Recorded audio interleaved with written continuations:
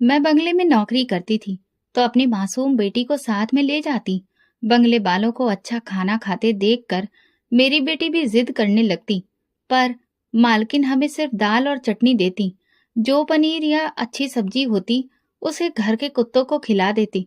एक दिन मालकिन से मैंने कहा कि बेटी के लिए बचा हुआ अच्छा खाना दे दो, तो मालकिन हंसने लगी और कुत्ते के बर्तन से उठाकर पनीर का एक टुकड़ा दे दिया। मेरा दिल फटने लगा। मैं बेटी को लेकर फौरन अपने क्वार्टर में आई और भगवान के सामने बैठकर रोने लगी। मैंने अपनी बेटी को दाल चटनी खिलाकर सुला दिया, पर खुद मैं सारी रात सो न सकी। लेकिन जब अगले दिन काम करने बंगले पर गई तो दंग रह गई।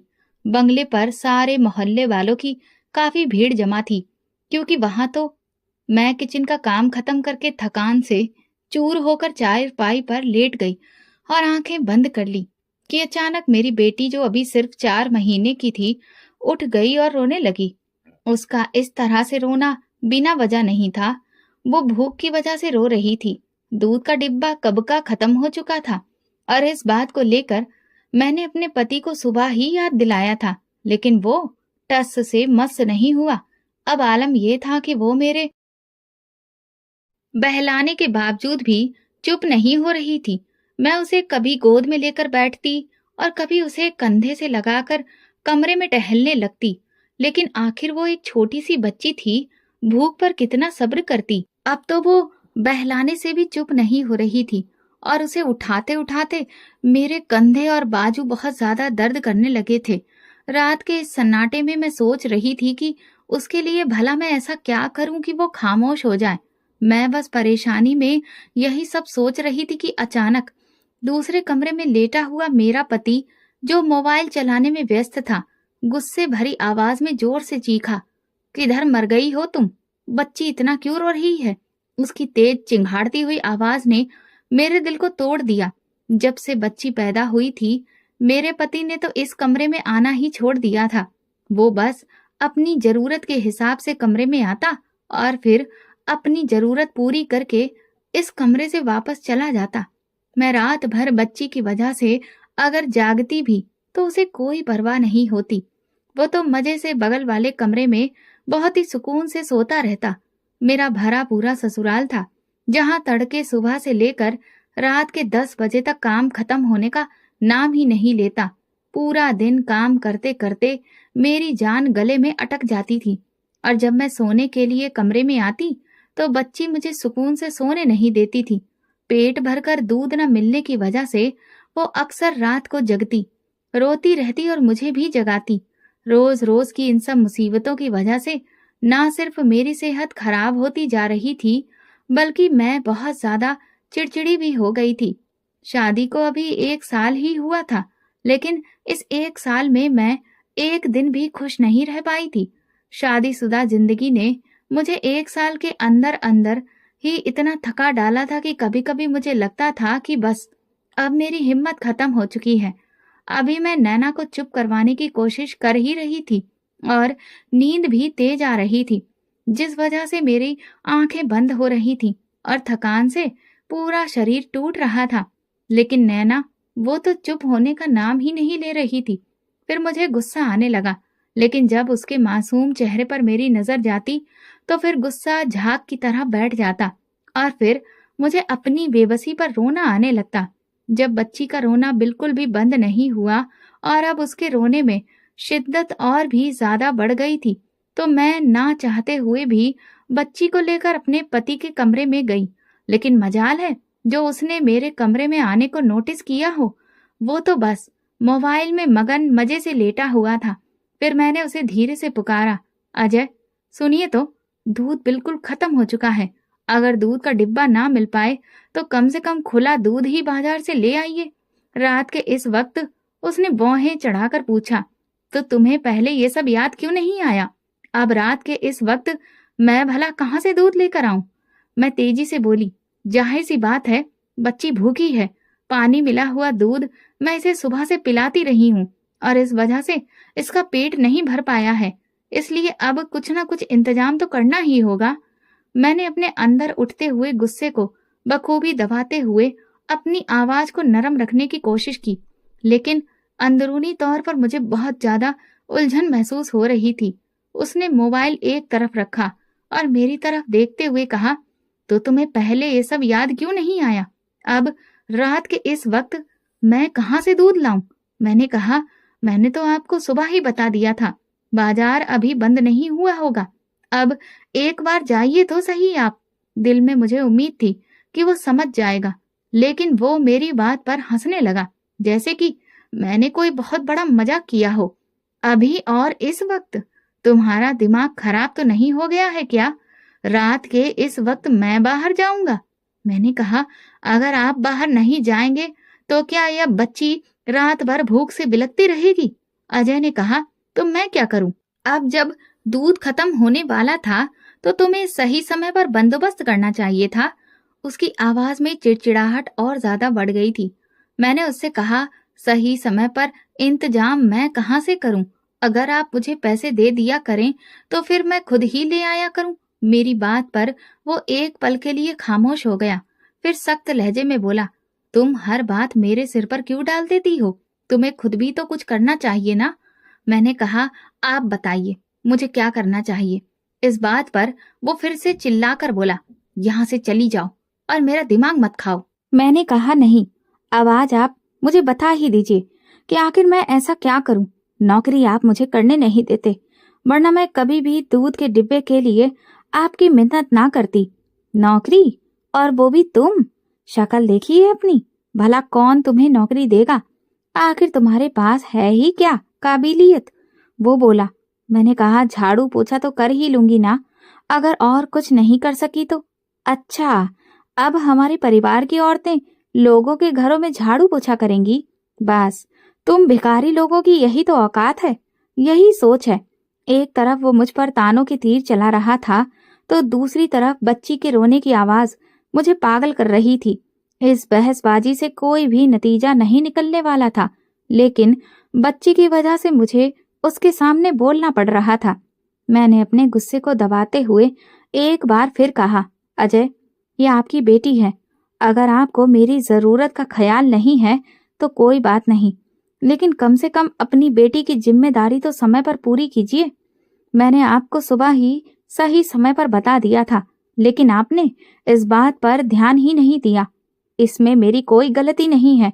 वो बड़ी ही ढिठाई से बोला, मेरा इस वक्त बाहर जाने का बिल्कुल भी मूड नहीं है, लिहाजा अपनी ये मनुष्य शक्ल लेकर यहाँ से चली जाओ।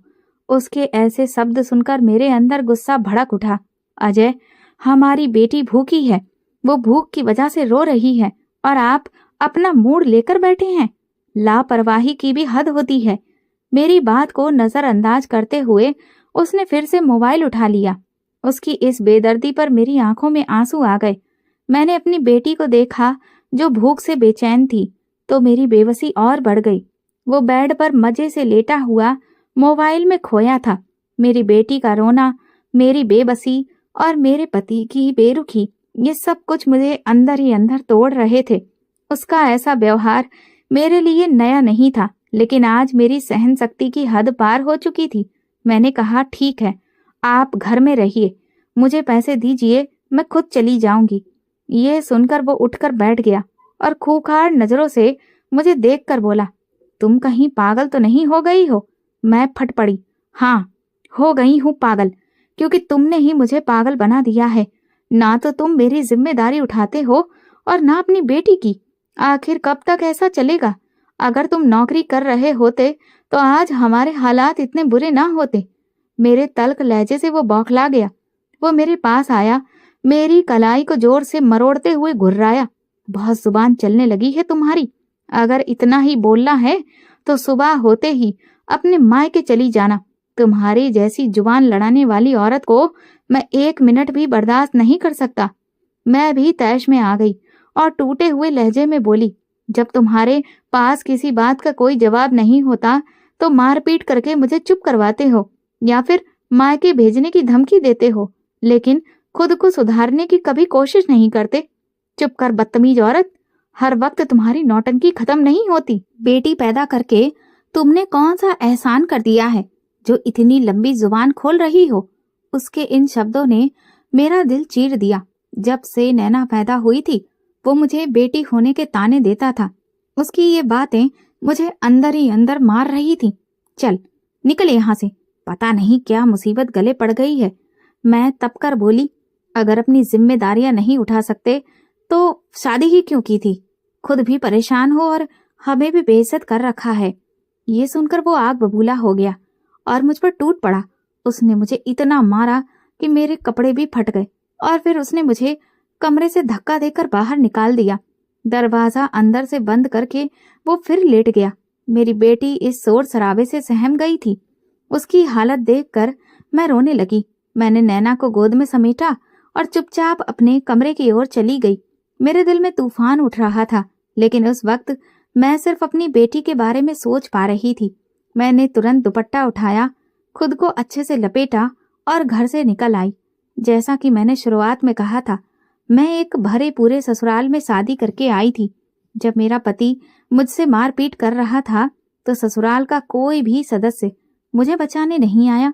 मेरी सास, ससुर, ननद, देवर सब घर में मौजूद थे। उनके कमरे की लाइटें जल रही थीं, यानी वे जाग रहे थे। लेकिन किसी ने भी मेरी बच्ची के सिर पर हाथ नहीं रखा, ना मुझे गले लगाकर ये एहसास दिलाया कि उनका बेटा गलत है। मैंने शादीशुदा जिंदगी में बहुत कुछ चुपचाप सहा। अपने मायके में कभी भी कुछ नहीं बताया, लेकिन बेटी पैदा होने के बाद जो बर्ताव और बदसलूकी मेरे साथ हो रही थी वो अब सहना मुश्किल हो गया था।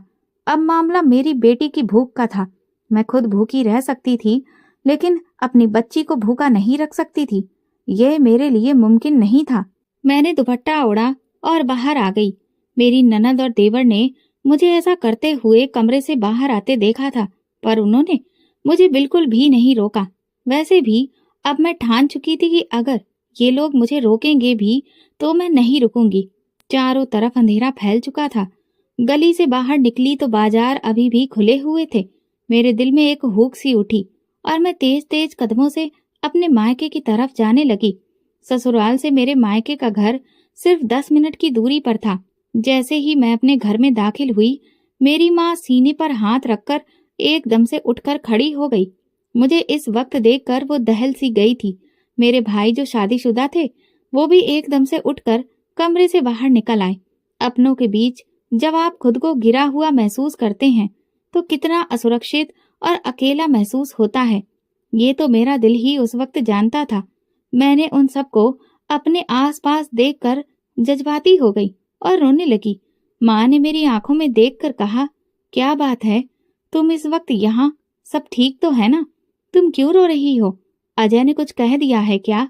एक ही सांस में माँ ने मुझसे ढेर सारे सवाल कर डाले। मेरा भाई भी मुझे टकटकी बांधे खामोशी से देख रहा था। उसके चेहरे पर गुस्सा बढ़ता जा रहा था। तभी मेरा दूसरा भाई पवन थोड़े गुस्से में आकर बोला, तुम हमें सारी बात बताती क्यों नहीं? क्या किया है अजय ने जो तुम रात के इस वक्त रोती धोती घर में आ गई हो?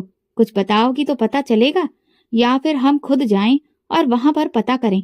वो एकदम से उठकर खड़ा हो गया।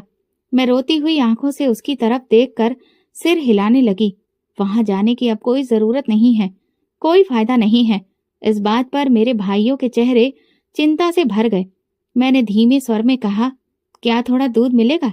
मेरी बच्ची बहुत भूखी है।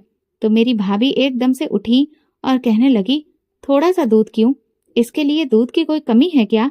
मैं अभी गर्म करके लाती हूँ, तुम परेशान मत हो। भाभी की बात सुनकर मेरे आंसू बहने लगे। माँ ने नैना को गोद में ले लिया। मैं दुखते हुए शरीर के साथ जैसे ही दुपट्टा उतारने लगी तो मेरे भाई मेरे फटे हुए कपड़े देखकर सन्न रह गए और माँ ने दोनों हाथों से अपना सिर पकड़ लिया। मेरे फटे हुए कपड़ों में से जो शरीर दिखाई दे रहा था वो पूरा नीला पड़ा था। मेरे भाइयों ने आंखें बंद कर लीं। कमरे में मौजूद मेरी भाभी ने मुझे अपने कपड़े देते हुए कहा, तुम कपड़े बदल लो, मैं तुम्हारे लिए हल्दी वाला दूध लेकर आती हूँ। मैं चुपचाप कपड़े लेकर बाथरूम में चली गई। जब बाहर निकली तो भाई, भाभी और माँ चुपचाप मेरी तरफ देखने लगे। मैं भी बिना कुछ कहे उनके बीच बैठ गई। कुछ कहने की जरूरत ही नहीं थी। मेरी हालत ही मुझ पर बीते जुल्म की गवाही दे रही थी। माँ ने नैना को दूध पिला दिया था और अब वो आराम से सो रही थी, लेकिन नींद में भी उसे बार बार झटके लग रहे थे। कभी वो रोने वाला मुंह बना लेती तो कभी पूरी तरह चौंक जाती। इतनी छोटी बच्ची जो हमारे झगड़े और तनाव के असर से परेशान हो रही थी, उसे सुकून की नींद भी नसीब नहीं हो रही थी। माँ ने नैना को अपने बेड पर सुला लिया। भाभी ने जबरदस्ती मुझे हल्का गरम हल्दी वाला दूध पिलाया।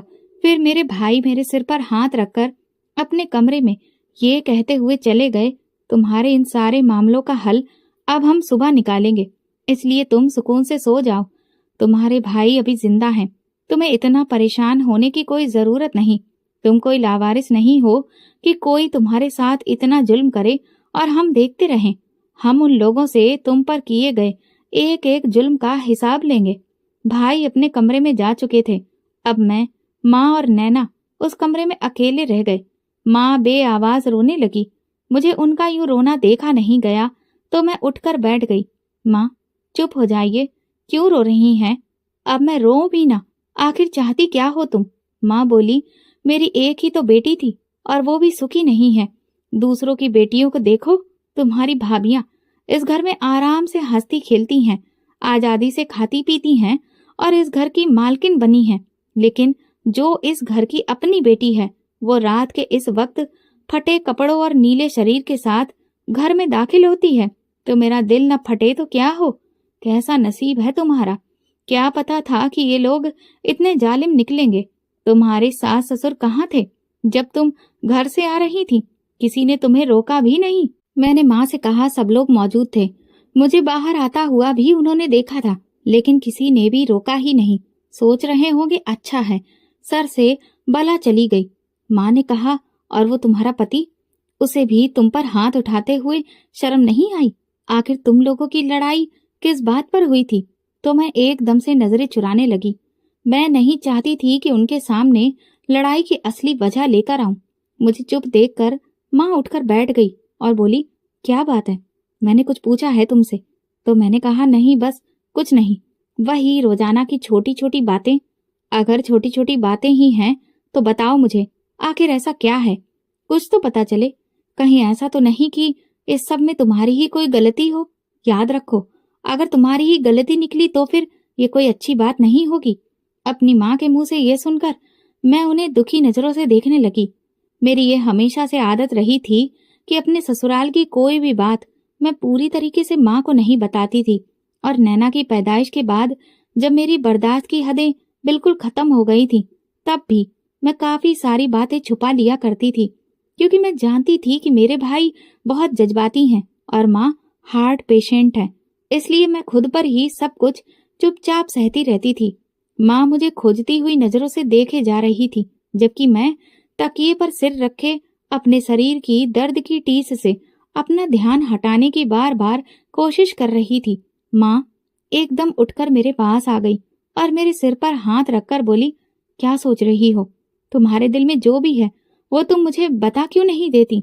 माँ बेटी तो एक दूसरे की हमराज होती हैं, इसलिए बेहतर यही होगा कि तुम अपने दिल का बोझ मेरे सामने हल्का कर लो। उनकी ये बात सुनकर मेरी आंखों में नमी आ गई और मैं उठकर बैठ गई। माँ, आपको अजय का तो पता ही है, नौकरी तो वो कोई खास करता नहीं, बस 2-3 महीने ही नौकरी करता है और फिर तुरंत ही उसे छोड़कर बैठ जाता है।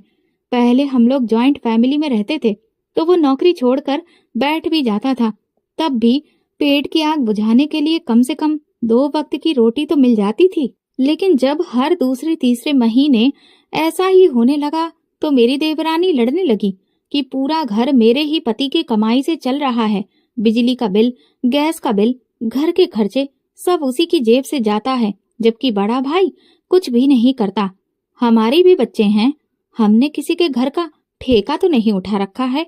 इस बात पर सास ससुर ने खामोशी ओढ़ ली थी। भला बोलती भी क्या, क्योंकि वो अपनी जगह बिल्कुल सही बात कर रही थी। महंगाई भी तो देखिए, आजकल के दौर में भला कौन किसका बोझ उठाएगा? और फिर अजय कोई लाचार तो नहीं है, वो हट्टा कट्टा है, लेकिन हाथ पैर हिलाए बिना सारा दिन चारपाई तोड़ता रहता है। तो भला ऐसे में कौन उसे चाहेगा? उसके तो अपने माँ बाप भी उससे परेशान हैं। कई बार मेरी सास मुझसे उलझ चुकी है कि जब से तुम शादी करके आई हो तब से अजय का काम धंधे में दिल ही नहीं लगता। तुम इसे समझाती क्यों नहीं? जबकि मैं उसे कह कह कर थक चुकी थी। अब तो हालात ये हैं कि मैं अगर जरा सा भी बोलती हूँ तो वो एकदम से मुझ पर हाथ उठा देता है और अपना सारा गुस्सा मुझ पर ही उतारता है। कई बार मैंने अपनी सास को भी कहा कि ये मारपीट मुझसे इसी बात पर करता है, लेकिन वो फिर भी मुझे ही बातें सुनाने से बाज नहीं आती। मैं सास ससुर की अलग बातें सुनती और देवरानी की नजरें मुझे अलग खाती। जब भी मैं किचन में जाती तो वो फौरन मेरे सिर पर आकर खड़ी हो जाती और किसी भी चीज को हाथ लगाने नहीं देती। वो तुरंत बोलती, भाभी जरा सहूलियत से चीजों का इस्तेमाल करना, महंगाई बहुत है। अभी कल ही आपका देवर किचन का सारा सामान भरवा कर गया है, इसलिए एक एक चीज को कायदे से इस्तेमाल करना। और फिर उसने बड़े तरीके से किचन का सारा अधिकार अपने हाथों में ले लिया। मुझे तो किचन का कोई काम करने भी नहीं देती थी। आटे से लेकर रोटी तक सब कुछ उसने अपने ही कब्जे में कर लिया। मुझे तो अपना वजूद अब एक भिखारी से भी कम नहीं लगता था। इतनी बेइज्जती होती रही मेरी, लेकिन फिर भी मैं वहां पर जैसे तैसे जीती रही और चुपचाप सब कुछ बर्दाश्त करती रही। लेकिन माँ, जब से नैना पैदा हुई है तो उसकी भूख मुझसे बर्दाश्त नहीं होती। मैं खुद तो भूखी रह सकती हूँ, लेकिन इतनी मासूम सी जान को जब भूख से बिलबिलाता हुआ देखती हूँ तो फिर मुझसे बर्दाश्त नहीं हो पाता। जब से देवरानी को ये पता चला कि नैना खुला वाला दूध पीती है, क्योंकि डिब्बे का दूध तो सिर्फ 1 या 2 बार ही आया, उसके बाद अजय ने दूध का डिब्बा लाया ही नहीं, तो मैं घर में जो खुला दूध आता था उसमें पानी मिलाकर नैना को दे दिया करती थी। लेकिन जब से देवरानी को ये पता चला कि मैं उसमें से दूध निकालती हूँ, तो उसने दूध फ्रिज में रखकर ताला लगा दिया और मेरे मांगने पर भी वो मुझे दूध नहीं देती थी। आप सोचिए कि एक माँ अपने पति के होते हुए अपनी बेटी का खाना अपनी देवरानी से मांगती हुई कैसा महसूस करती होगी। मेरी बात सुनकर माँ के आंसू बहने लगे, जबकि मेरा अपना दिल भी ये सब बातें दोहरा कर फटा जा रहा था। मैं सास से शिकायत करती तो वो उल्टा मुझसे ही लड़ने लग जाती। कहती, तेरी देवरानी भला क्या गलत करती है? उसका पति दूध के लिए पैसे देता है जिसमें से चाय बनती है, या फिर उसके बच्चे एक एक गिलास ले लेते हैं। तुम्हें अगर अपने बच्चों के लिए दूध चाहिए तो अपने पति को बोलो कि वो उसके दूध का इंतजाम करे। अब बिजली, गैस के बिल और घर के खर्चों के साथ साथ क्या वो तुम्हारी बेटी के दूध का खर्चा भी उठाएगा? और कुछ तो वैसे भी तुम्हारे बस का है नहीं, तो कम से कम ये तो खुद से उठा लो। ये सब सुनकर मैं परेशान होकर अपनी सास की तरफ देखती रही कि कम से कम कहें तो कि उनका बेटा 1 रुपया भी नहीं लाता और इतनी सारी बातें मुझे मुफ्त में सुनाई पड़ती हैं। एक दिन इसी बात पर मेरी और उनकी बहस हो गई तो मेरी सास ने गुस्से से कहा, तुम्हें मैं आज से अलग कर रही हूँ। पूरे घर का खर्चा ना सही, लेकिन अपना खर्चा तो खुद करो। अपने पति से बोलो अब किसी न किसी तरह अपना बोझ तो उठाए। तो मैं उस दिन बहुत रोई, उन लोगों की बहुत मिन्नतें की कि वे लोग मुझे अलग ना करें। पति की हालत आपके सामने है, कमाता तो वो कुछ भी नहीं है, तो ऐसे में मैं क्या करूंगी? तो मेरी सास मुझे झिड़क कर बोली, हमें क्या पता है कि तुम्हें क्या करना है क्या नहीं। हमारी तरफ से तुम भाड़ में जाओ, लेकिन हम लोगों का पीछा छोड़ दो। मुझे जो किचन दिया गया वो ऐसा था कि उसमें बड़ी मुश्किल से सिर्फ खड़े होने की ही जगह थी। दहेज के जो बर्तन मुझे मिले थे वो मैं किचन में लाकर रख लिए, लेकिन खाली बर्तनों का क्या? मैं अचार डालती। पकाने को तो मेरा पति कुछ लाकर देता नहीं था, और अगर दाल सब्जी लाने को कह दूं तो लड़ाई करने लगता था। इस रोज रोज की लड़ाई से तंग आकर मैं चुप हो जाती, लेकिन उसने तो हद ही कर दी थी। घर की और मेरी जिम्मेदारियों से तो वो कब से छुटकारा लिए बैठा था, लेकिन जब बच्ची के दूध से भी वो अपनी जान छुड़ाने लगा, तब मुझे जाकर होश आया कि ये तो किसी काबिल है ही नहीं। मैं भी किसके सामने अपना माथा पीट रही हूँ। डिब्बे का दूध जिस तरह से खींच खींच कर मैं एक एक दिन पूरा कर रही थी, वो तो मुझे ही पता है। नैना ने कभी भी पेट भरकर दूध नहीं पिया। वो बच्ची अक्सर भूखी रहती है और मैं ज्यादा पानी में थोड़ा सा दूध मिलाकर उसे किसी न किसी तरह से पिला देती थी, तो अक्सर उसका पेट खराब रहता था। वो बीमार हो जाती थी तो दवा करने के लिए भी अजय पैसे नहीं देता था। अभी दूध खत्म होने से एक दिन पहले मैंने उसे बताया भी कि दूध का डिब्बा लेकर आना है, लेकिन उसके कान पर जूं तक नहीं रेंगी। फ्रिज में अच्छा खासा दूध पड़ा था। मैंने देवरानी से मांगा, लेकिन उसने मुझे नहीं दिया। परेशान होकर फिर अजय से कहा कि दूध लाकर दे दो, लेकिन वो टस से मस नहीं हुआ। इससे बात बढ़ी और नौबत फिर मारपीट तक आ गई। माँ, ऐसे कैसे चल सकता है? ये कोई एक दिन की बात तो है नहीं, पूरी जिंदगी है मेरे सामने। क्या मैं ऐसे ही कभी अपने लिए और कभी अपनी बेटी के लिए सबके सामने भीख मांगती रहूंगी? अब और नहीं होता मुझसे। इस बात पर माँ गहरी सांस लेकर खामोशी से उठी और अपने बेड पर जाकर बैठ गई। फिर बड़े ही दुख के लहजे में बोली, बेटियों की पैदाइश पर इसीलिए लोग घबराते हैं कि बेटियों के नसीब में अक्सर वो दुख देखने पड़ते हैं जिसको देखने के लिए ना तो हिम्मत होती है और ना ही दिल मानता है। जो लड़का शादी और फिर बच्चे हो जाने के बाद भी अपनी जिम्मेदारियों को ना समझे, वो भला और कौन से ऐसे हालात होंगे जिनके बाद अपनी जिम्मेदारियों को समझेगा। ऐसे गैर जिम्मेदार आदमी के बच्चे तो पैदा भी नहीं होने चाहिए। इस रोज रोज के रोने से तो बेहतर है कि तुम तलाक ले लो। मैं माँ की ये बात सुनकर सदमे में आ गई। ये ख्याल मुझे भी इस 1 साल की शादी में कई बार आया था, लेकिन फिर मैं डर जाती थी।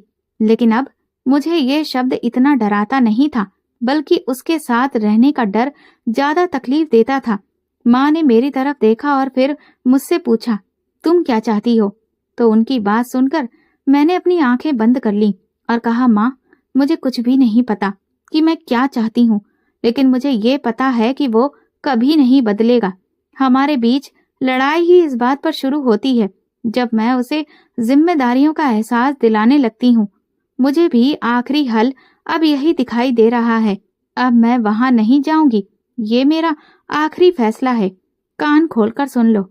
आज उसने तुम्हें इतनी बेदर्दी से मारा है, कल को भगवान न करे कि तुम्हें कोई ऐसा नुकसान पहुंचा दे जिससे तुम्हारी जान को हानि हो, फिर हम क्या करेंगे? माँ ने मुझे सोचने के लिए कहा और फिर खुद भी लेट गई। सुबह हुई तो मेरे भाइयों ने मुझसे फिर से रात को हुए हादसे के बारे में पूछा, तो मेरी जगह माँ ने उन्हें फिर सारी बात बताई। तो मेरे चारों भाई उठकर कमरे से बाहर चले गए और उन्होंने मेरे पति को कॉल की और कहा कि फौरन घर पहुंचो। तो मैंने मन ही मन कहा, भाई बेकार में ही उसे फोन कर रहे हैं, मैं जानती हूँ कि वो नहीं आएगा। माँ बोली, अगर वो नहीं आएगा तो हम लोग फिर उसके घर पर ही चले जाएंगे।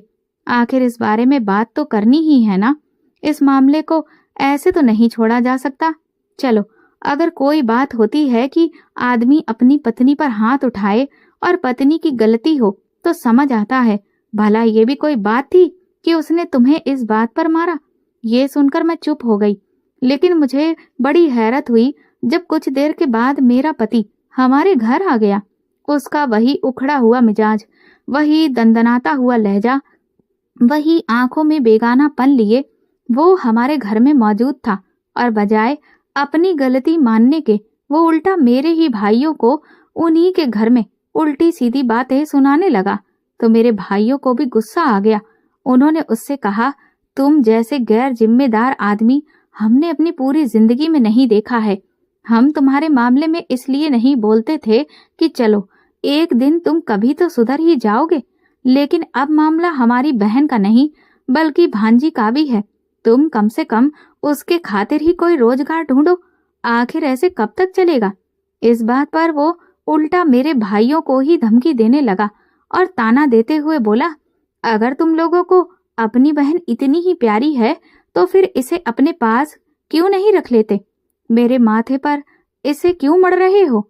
उसकी बात सुनकर मेरे भाइयों को बहुत तेज गुस्सा आ गया, तो वे भी गुस्से में आकर बोले, अगर तुम्हारे अंदर इतनी काबिलियत ही नहीं थी तो फिर तुमने शादी ही क्यों की थी? हमें क्या पता था कि तुम एक नंबर के निकम्मे इंसान निकलोगे। इस बात पर मेरे पति को और गुस्सा आ गया और उसने मेरे भाई का गिरेबान पकड़ लिया। तो मेरे बाकी के भाइयों ने मिलकर उसको खूब मारा। ये पहली बार था कि मुझे उस पर बिल्कुल भी रहम नहीं आया और ना ही मेरे दिल में पत्नी वाली कोई हमदर्दी जागी। उसके कपड़े भी बिल्कुल उसी तरह फट गए थे जैसे उसने कल रात मेरे कपड़े मार पीट करके तार तार कर दिए थे। फिर उसी हालत में मेरे भाइयों ने उसे धक्के देकर घर से निकाल दिया। अब बात हद से ज्यादा बढ़ चुकी थी और मैं जानती थी कि ये मामला किसी भी तरह से नहीं सुधरने वाला, क्योंकि 1 साल में मैं अजय को अच्छी तरह समझ चुकी थी। वो हद से ज्यादा बेपरवाह इंसान था। एक बार जो बात वो अपने दिल में रख लेता, वो बर्फ की तरह उसके दिल में जम जाती थी और फिर वो जल्दी कुछ भूलता नहीं, बल्कि बदला जरूर लेता। पहले शायद तलाक नहीं होता, लेकिन इस हादसे के बाद मुझे पक्का यकीन था कि वो आज या कल में मुझे तलाक के कागज भिजवा देगा। लेकिन उसकी नौबत ही नहीं आई। पूरे 3 दिन के बाद मुझे पता चला कि अजय की एक रोड एक्सीडेंट में मौत हो गई है। ये खबर सुनकर मेरा दिल बिल्कुल सुन्न पड़ गया था। ना तो मुझे इस खबर पर कोई खुशी महसूस हो रही थी और ना ही दुख। पति के एक्सीडेंट की खबर पर मेरी हालत अजीब थी। वो हमेशा हमेशा के लिए मेरी जिंदगी से चला गया। ऐसे में मुझे समझ में ही नहीं आ रहा था कि मैं कैसा व्यवहार करूं। हमारी शादी कभी भी खुशहाल नहीं रही। वो एक अजीब शोर शराबे वाली जिंदगी थी, लेकिन उसके मरने की खबर सुनते ही दिल में एक अजीब सा सुकून छा गया। मुझे अब अपने ससुराल तो जाना नहीं था, लेकिन ना चाहते हुए भी मैं चली गई। मुझे अपने ससुराल वालों से इसी सब की आशंका थी कि वो मेरे साथ ना जाने क्या करते, कितनी नफरत और ताने देते। इसका मुझे अंदाजा नहीं था, क्योंकि मेरा दिमाग बिल्कुल काम ही नहीं कर रहा था। मैं माँ के साथ जैसे ही अंदर दाखिल हुई, मेरी सास की ठंडी और इल्जाम से भरी नजरें मेरे दिल में तीर की तरह चुभने लगीं। वो एक लम्हा भी बिना गवाए तुरंत फट से बोल पड़ी, तुम्हारी वजह से मेरा बेटा मर गया। तुम्हारे भाइयों ने उसे घर बुलवाकर इतना बेइज्जत किया कि उसने अपनी जान ही ले ली। उनके शब्द मेरे दिल को चीरने लगे। वो मेरे पति की मौत का इल्जाम मुझ पर ही डाल रही थी। मेरे भाइयों की बदसलूकी का सरेआम जिक्र कर रही थी, जिस वजह से परिवार के लोग भी अपने कानों को हाथ लगा रहे थे और मुझे सख्त नजरों से घूर रहे थे। लेकिन मेरी सास ये नहीं बता रही थी कि उनके बेटे ने मुझसे किस तरह मारपीट की थी और कैसे मुझे घर से निकाला था, जिसके नतीजे में मेरे भाइयों ने उससे इस तरह का व्यवहार किया। वो तो इस हादसे को जानबूझकर खुद को खत्म करने का रंग दे रही थी, जबकि ऐसा कुछ भी नहीं था। वो बार बार अपने बेटे की समझदारी का जिक्र ऐसे करती जैसे वो इतना भी बेवकूफ नहीं था कि सामने से आती गाड़ी को देखकर भी सड़क पार करता। उनका लहजा जहर से भरा हुआ था, इतना ज्यादा कि वहां पर बैठना ही मुश्किल हो गया था। मेरे दिल में बहुत कुछ कहने के लिए था कि उस इंसान ने मुझे कभी भी इज्जत नहीं दी, कभी भी पत्नी का दर्जा नहीं दिया। अपनी बेटी की पैदाइश पर भी उसे कोई खास खुशी नहीं हुई थी, लेकिन मैं चुपचाप उसकी अर्थी को देखती रही। मेरी आंखों में न आंसू थे, न विधवा हो जाने का कोई दुख। ऐसा लगता था जैसे मेरे जज्बात बहुत पहले ही मर चुके हों। इस बेदर्द शादी में 1 साल कैसे गुजरा, ये तो मेरा ही दिल जानता है। जब नैना पैदा हुई, मैंने उम्मीद की थी कि शायद उस नन्ही सी जान को देखकर उसका दिल नरम पड़ जाएगा, लेकिन उसने तो जैसे कोई परवाह ही नहीं की। बच्ची की पैदाइश की खबर सुनकर वो मुझे अस्पताल में अकेला छोड़कर चला गया था और ये दुख भूलने जैसा नहीं था। लेकिन खैर, वो सारी बुरी यादें अब उसके साथ ही खत्म हो गईं। उसकी अर्थी के घर से निकलते ही मेरी माँ मुझे वहां से लेकर अपने घर चली आई। ससुराल वालों ने ना तो मेरा दहेज वापस किया, ना ही मुझे कोई इज्जत दी। मेरे भाइयों ने उनका सामना तो किया, लेकिन उनके मन में एक और बात भी थी। मेरे भाई चाहते थे कि मैं अपनी बेटी नैना को उनके ही हवाले कर दूं। वे कहते थे, आखिर तुम उसे अपने साथ रखकर क्या करोगी? उस आदमी की निशानी अपने गले में डालकर क्यों घूम रही हो?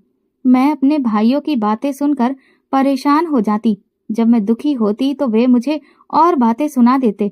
तुम वहां पर थी, लेकिन तुम्हारी सास ने एक एक लम्हे का तुमसे हिसाब लिया, तो हम क्यों उनके घर का खर्चा उठाएं? इस बच्ची के अपने परिवार वाले जिंदा हैं, तो अब वो लोग जाने और ये बच्ची जाने। तुम तुरंत नैना को उनके हवाले कर दो। ये सुनकर मेरा दिल बुरी तरह टूट गया। नैना को छोड़ने के बारे में तो मैं सोच भी नहीं सकती थी। अब तो वही मेरी जिंदगी का एकमात्र सहारा थी। माँ बनना आसान नहीं होता और मैंने अपनी बेटी नैना के लिए वो सब कुछ बर्दाश्त किया था जो शायद कोई और नहीं कर सकता। अपने पति की बेरुखी, ससुराल की नफरत, यहाँ तक कि अपनी विधवा होने का दुख भी नैना की मोहब्बत में दब गया था। अब जब मेरे भाइयों ने उस मासूम को मुझसे छीनने की बात की तो जैसे मेरे पैरों तले से जमीन ही खिसक गई। मैं नैना को नहीं छोड़ सकती थी। मैंने भाइयों के सामने अपना फैसला साफ साफ सुनाया तो उन्होंने कहा, ठीक है, फिर हम तुम दोनों का खर्चा नहीं उठा सकते। बड़े भाई ने बड़े ही सख्त लहजे में कहा। मैं उनके इस बेदर्द रवैये से बहुत परेशान हो गई थी।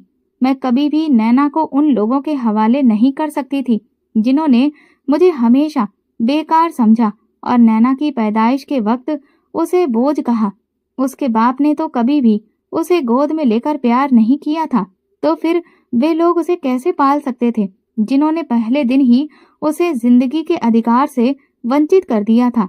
लेकिन मेरे भाइयों की बातें मेरी जान को धीरे धीरे खा रही थी। मैं खामोशी से उनकी बातें सुनती रहती। दिल में एक अजीब सी जंग चल रही थी। ससुराल वाले तो पहले ही मेरे नहीं थे और अब भाइयों के व्यवहार को देखकर लगता था कि अब वे भी मेरा साथ छोड़ने के करीब हैं, क्योंकि मेरे भाई अब मुझसे वैसे बात नहीं करते थे जैसे पहले किया करते थे। उनका व्यवहार भी हद से ज्यादा उखड़ा उखड़ा सा रहता था। मैं अपने भाइयों के होते हुए भी बिल्कुल अकेली हो गई थी। अब ना तो वे मुझे पहले की तरह पैसे देते थे और ना ही नैना की जरूरत का खर्चा। माँ ने एक दो बार मेरी तरफदारी करते हुए भाइयों को समझाने की कोशिश भी की, लेकिन उन्होंने सख्ती से उन्हें चुप करा दिया। तो वह उसके बाद कभी कुछ नहीं बोली। शायद वो मेरी वजह से अपने बेटों से रिश्ते खराब नहीं करना चाहती थी। हम जिस पोर्शन में रहते थे उस पोर्शन को भाइयों ने किराए पर चढ़ाने का सोचा और माँ को अपने साथ ले जाने की बात करने लगे। लेकिन फिर मैं किसके पास रहूंगी? चारों भाइयों में से कोई भी कुछ नहीं बोल रहा था। मैं और माँ खामोश नजरों से एक दूसरे की तरफ देख रहे थे। मैं ये बात बहुत अच्छे से जानती थी कि अब मेरे और माँ के बीच दूरियां आने वाली हैं, क्योंकि शायद माँ मुझे अपने साथ नहीं रख पाएंगी और मेरे खर्चे जल्दी ही मेरे सामने आकर खड़े हो जाएंगे। वो माँ को अपने साथ ले गए और पूरा पोर्शन किराए पर चढ़ा दिया। मुझे एक कमरा देकर अकेला छोड़ दिया। मैं जीऊं या मरूं, कुछ खा पाऊं या भूखी रहूं, ये अब उनके लिए कोई मायने नहीं रखता था। मैं हैरान थी कि ये कैसे भाई हैं।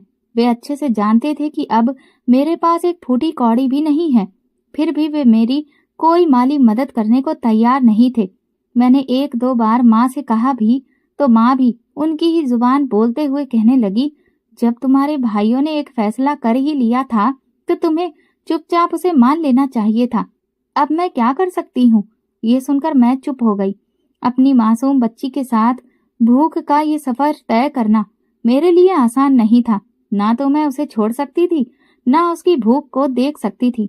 मैंने अपने सारे ही रिश्ते आजमा लिए थे। इस मुश्किल घड़ी में कोई भी मेरे साथ खड़ा नहीं था। मैं जानती थी कि मेरी जिंदगी का सफर इतना आसान नहीं है और हाथ पर हाथ रखकर अब बैठा नहीं जा सकता। मुझे जल्द से जल्द काम ढूंढना था ताकि मेरी जिंदगी का पहिया अच्छे से चल सके।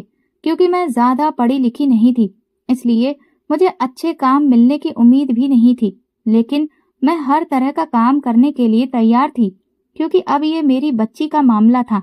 अब मैं अपने भाइयों के हाथ की तरफ नहीं देख सकती थी कि वे लोग मुझे कुछ देंगे तभी मैं खाऊंगी। लिहाजा मैं काम की तलाश में बाहर निकली और एक बंगले में मुझे नौकरी मिल गई। लेकिन बड़ी दिक्कत नैना की थी। भला मैं उसे कहाँ छोड़कर जाती? माँ से कहा कि आप उसे रख लिया करें, तो उन्होंने भाइयों के डर की वजह से साफ साफ मना कर दिया और कहा, तुम इसे अपने साथ ही ले जाया करो। लिहाजा मजबूरी में मुझे अपनी मासूम बच्ची को भी बंगले में साथ ले जाना पड़ा। रोज आना जाना मेरे लिए आसान नहीं था, तो मालकिन ने मुझे बंगले के अंदर ही एक सर्वेंट क्वार्टर दे दिया। धीरे धीरे वक्त गुजरता रहा और मेरी नैना अच्छी और समझदार बच्ची हो गई। मैंने उसे स्कूल में भी एडमिशन दिलवा दिया था ताकि वो मेरी तरह अनपढ़ ना रहे। मुझे जो सैलरी मिलती थी वो सारी की सारी नैना की फीस और गाड़ी के किराए में खर्च हो जाती थी। लेकिन मेरा हाथ वैसे का वैसा ही तंग रहता। नैना जब बंगले वालों के बच्चों को देखती तो उसके दिल में सवाल उठते। वो मासूम थी, लेकिन उसकी आंखों में मैंने कई बार उन लोगों से खुद को कमतर महसूस करने का एहसास देखा था। बंगले के बच्चे हर वक्त एक से एक शानदार खाना खाते, महंगे कपड़े पहनते और कभी कभार घूमने के लिए भी दूर दराज की जगहों पर जाते। वहां की बातें सुनकर नैना को भी इच्छा होती थी। मैं उसे हमेशा तसल्ली देती कि हम भी एक दिन बेहतरीन जिंदगी गुजारेंगे, लेकिन मेरी बातें शायद नैना को मैं समझा ही नहीं पा रही थी। नैना कभी कभी बंगले के डाइनिंग टेबल पर सजे हुए खाने को देखकर मचलने लगती और कहती, माँ मुझे भी ये खाना चाहिए।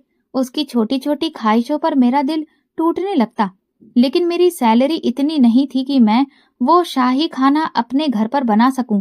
एक दिन मैंने सोचा, क्यों ना मालकिन से थोड़ी सी बची हुई सब्जी मांग लूं, ताकि नैना को भी खुशी मिल जाए। जैसे तैसे हिम्मत इकट्ठा करके मैंने एक दिन मालकिन से कहा, मैडम अगर थोड़ी सी बची हुई सब्जी मिल जाती तो मैं उसे नैना को खिला देती।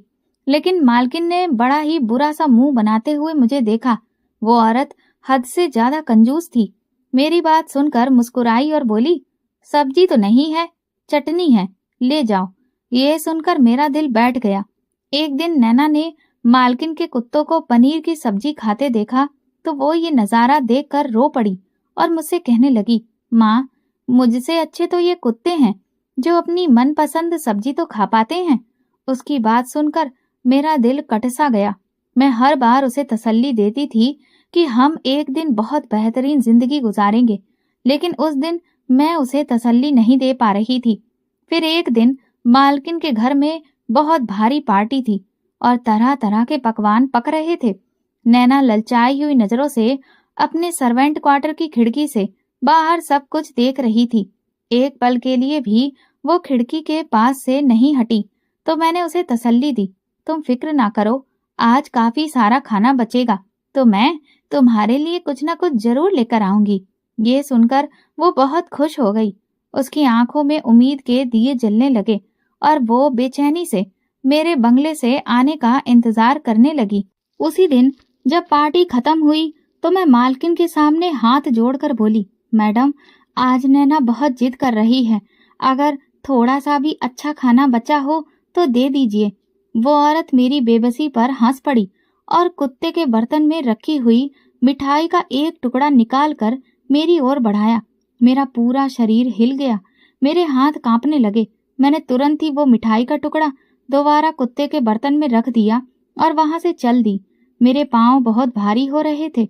सर्वेंट क्वार्टर में दो आंखें इस उम्मीद से जाग रही थी कि माँ आज उसके लिए कुछ अच्छा खाना लेकर आएगी, लेकिन अपने खाली हाथों को देखकर मैं बस रोती जा रही थी। सबसे बड़ी मुश्किल तो ये थी कि मैं नैना को क्या जवाब दूंगी। मेरा दिल दर्द से फटा जा रहा था। अचानक नैना ने दूर से ही मेरे खाली हाथों को देख लिया था। जब मैं क्वार्टर के अंदर कदम रखने लगी तो उसने मुझसे कोई सवाल नहीं किया। मैंने उसे दाल चटनी खिलाई और सुला दिया और खुद भगवान के आगे बैठकर देर तक रोती रही। मेरी आंखों से आंसू बहते रहे और मैंने दिल की गहराइयों से प्रार्थना की, हे भगवान तुम मुझे इस काबिल बना दो कि मैं अपनी बेटी की सारी ख्वाहिशें पूरी कर सकूं। मेरे हालात इतने तो बदल दो कि मैं उसे उसका मनपसंद खाना दिला सकूं। ये प्रार्थना करते करते मेरी हिचकियां बंध गईं। उस रात मैं एक पल भी नहीं सो सकी। मेरा दिल गम और गुस्से से भरा हुआ था, लेकिन बेबसी में ही जब अगले दिन काम करने के लिए मैं बंगले पर गई तो मुझ पर जैसे बिजली गिर गई। बंगले के अंदर मोहल्ले वालों की भारी भीड़ जमा थी और मुझे समझ में ही नहीं आ रहा था कि ऐसा क्या हो गया है जो इतने सारे लोग जमा हैं और सब लोग अपने कानों को हाथ लगा रहे हैं। मैं परेशानी से भीड़ में से रास्ता बनाते हुए आगे बढ़ी तो यह देखकर मेरे पैरों तले से जमीन खिसक गई। मालकिन के दोनों बच्चे कुत्तों जैसी आवाजें निकालते हुए बुरी तरह से चीख रहे थे। उन्हें जंजीरों से बांधा गया था ताकि वे घर से बाहर ना भाग जाएं। मालकिन उनके पास ही बैठकर दोनों हाथ सिर पर रखकर बुरी तरह से रो रही थी। ये सब देखकर मेरा दिल डर से कांप उठा। मैंने पास खड़ी एक औरत से पूछा, ये सब कैसे हुआ? तो उसने कहा, जिन कुत्तों को वो खाना खिलाती थी उन्हीं कुत्तों ने उसके बच्चों को काट लिया। उन कुत्तों के काटने से बच्चों के शरीर में कोई वायरस फैल गया है जिससे वे बिल्कुल कुत्तों के जैसी हरकत कर रहे हैं। मैंने हैरानी से पूछा, लेकिन वे कुत्ते तो ठीक थे, पागल तो नहीं थे? तो वो औरत बोली, वे कुत्ते पागल ही थे। अभी डॉक्टर